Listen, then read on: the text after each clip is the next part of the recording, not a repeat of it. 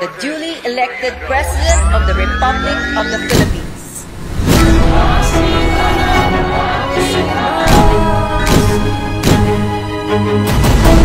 And to Mr. President, express again your power as a people. Recognize the law of the Philippines. You disperse the crowd without shooting them.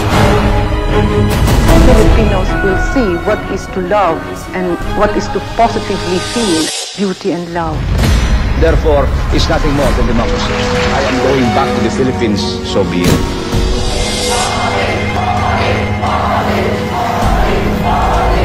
I've always wanted to die for our country.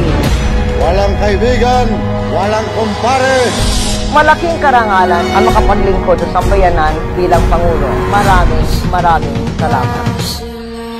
3,840,000 ang mga kaso ng COVID-19 sa ating bansa.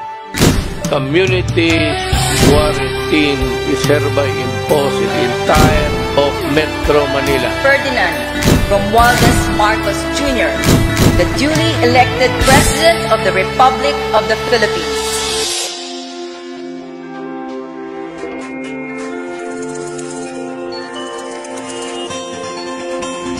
The new Miss Universe is Philippines!